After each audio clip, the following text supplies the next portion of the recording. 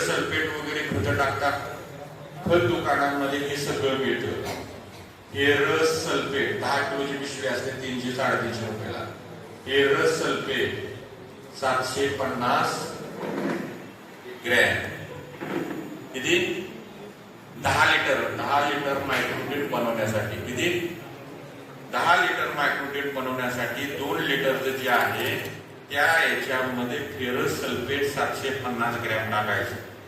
दुसरी जी बातमी आहे 6 लिटर पाणी गरम घेतलेलं आहे त्याच्यामध्ये झिंक सल्फेट मिळतं. तुम्ही झिंक सल्फेट पण झिंक सल्फेट 1750 ग्रॅम, पावणे 2 किलो.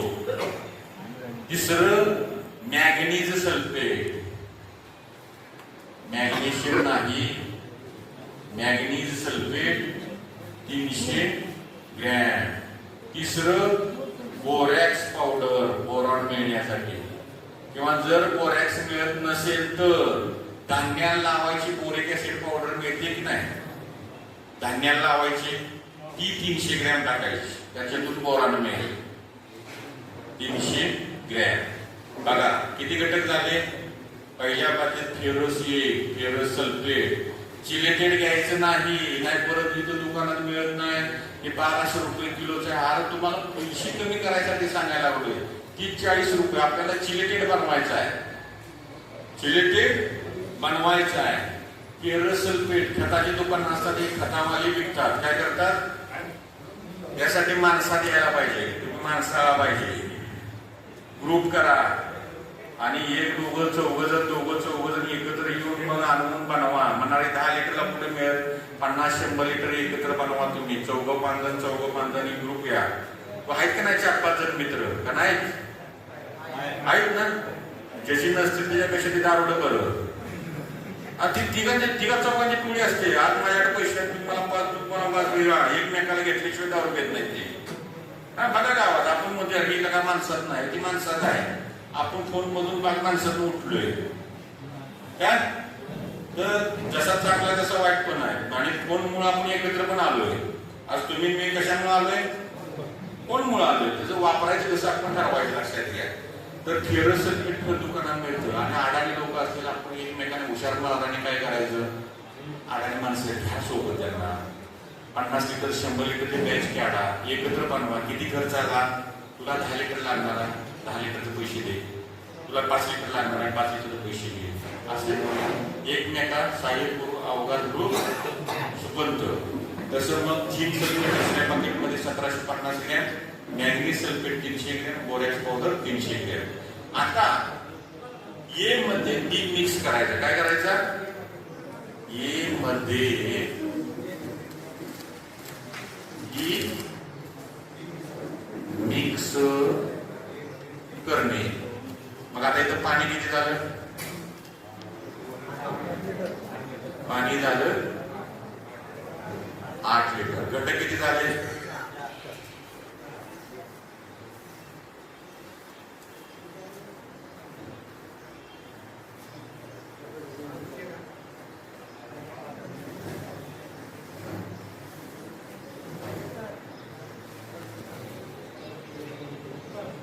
आता ए मध्ये बी मिक्स आणि नंतर मोरचू अंशात कॉपर सल्फेट 500 ग्रॅम टाकणे.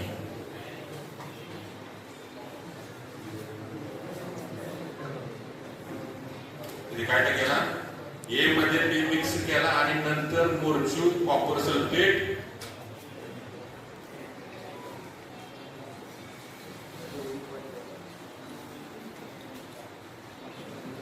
500 ग्रॅम टाकला. झालं. महाराष्ट्र शासनाच्या नियमानुसार तुमची टक्केवारी ऍड झाली. फेरस झाला, झिंक झाला, मॅग्नीज झाला, मोरचू झाला, कॉपर झाला. परंतु कंपनी सारखं प्रॉडक्ट होत नाही. मी सगळं टाकलं, कंपनीनं दिलेलं आहे तेवढी टक्केवारी तुमच्या कॅनावर आलेली आहे. परंतु कंपनी सारखं मटेरियल हिरवा निळा कलर येत नाही. त्याच्यावर कंपनीनं छुपा घटक जो आहे लपवून ठेवलेला आहे, तो सांगितलेला नाही.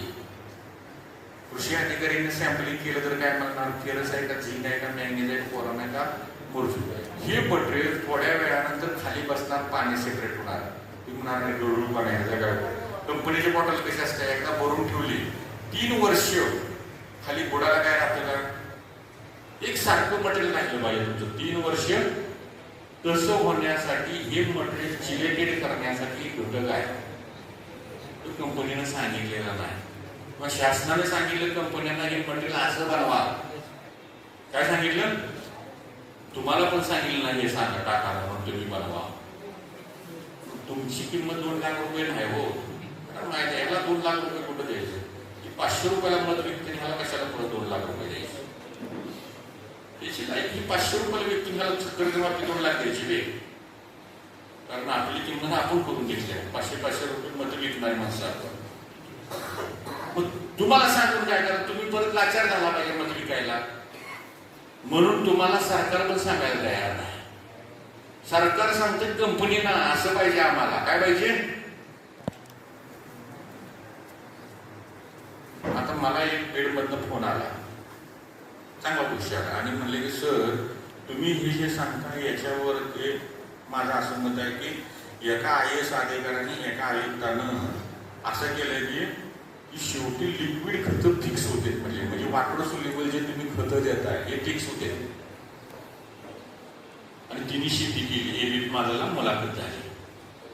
मग म्हणलं त्यांना आता कसं काय साक्षात्कार झाला, नोकरी सोडल्यानंतर शेती करताना साक्षात्कार झाला. तोपर्यंत ज्या वेळेस हुद्द्या होते त्यावेळेस त्यागा घेत होते काय, त्यावेळेस साक्षात्कार त्यांना झाला नाही. त्यावेळेस ही कंपन्या विकते, त्यावेळेस तुम्ही त्यांना परमिशन देत होता की तुम्ही बॅगा आओ विका, त्यावेळेस नाही साक्षात्कार झाला. त्यामुळे ते जे सांगते त्यांच्यावर विश्वास ठेवण्याचं नाही म्हणलं, कारण असा सिस्टीम आहे. परवाच एक पीठ माझ्याला मुलाखत झाल्या त्या माणसाची, आणि शेतकरी झाल्यावर मात्र ही शेतीत असा आहे तसा की असा आहे. आणि ज्यावेळेस तुमच्याकडे करायचं काय करा असं काय तुमच्याकडे मुद्दा असतोय तेव्हा काय करणार नाही. तर तो घटक टाकला की तुमचं 20 सेकंदात, किती म्हणतोय मी, 20 सेकंदात तुमचं कंपनीसारखं प्रोडक्ट तयार होतं. पैसे कशाचे आहेत, 250वरनं 2,500 करायचे आहेत.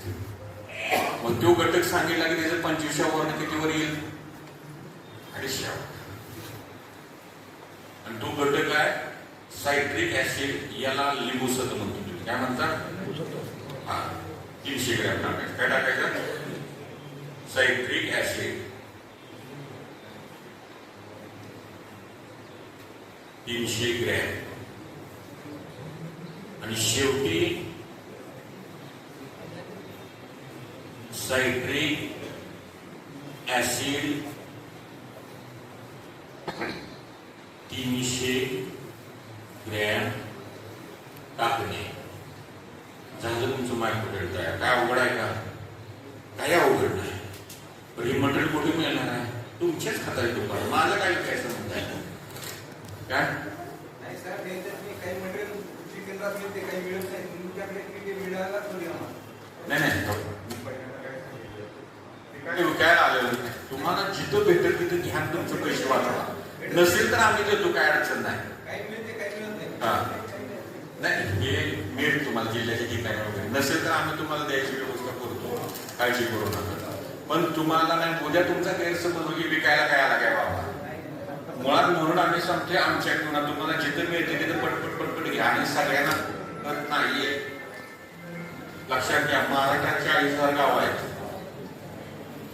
मी एक वर्ष जर एका दिवसात एक गाव करायचं तर मला अजून 150 वर्ष महाराष्ट्र फिरावं लागेल. 40,000 गावांनी फिरायचं म्हटलं तर एवढं सोपं नाही. परवा आम्ही गेलो ते तेजापूर पलीकडे, त्याच्या पलीकडे गेलो. गाडी घालताना आमच्या अंगावर काढायला जंगलात कच्चा रस्ता आणि छोट्या गावात करायचे ठेवलेले. संजीव भाऊ देवकर आमदाराच्या कार्यकर्त्यांनी सगळे आदिवासी लोक. गावात गेलो, सगळे जनावरांचा विहिरी सगळा विषय, घाण सगळा विषय असतो. आमचा गडी लागला, ड्रायव्हर साईडचा असिस्टंट नाका पडायला विषय. अरे म्हटलं 2026 ला तुमची अवस्था, आमच्या राष्ट्रसंत तुकडोजी महाराजांनी गाडगे बाबांनी त्यावेळी जनजागृती कशी केली असेल, त्यावेळेस काय अवस्था असेल, त्यावेळेस कुठली वाहनं, त्यावेळेस काय अवस्था, रस्त गटारी कशी राहतील, कसं काय केलं असतं, किती महान. याला आता एवढं असून एवढ्यात आपली गैरसोय झाली की लगेच आपण मनात लगेच करायला लागलो. त्या माणसाने उभा आयुष्य घालवलं, उभी हयात घालवली त्या त्या तुकडोजी महाराजांनी गाडगे बाबांनी कसं. आता हे म्हणा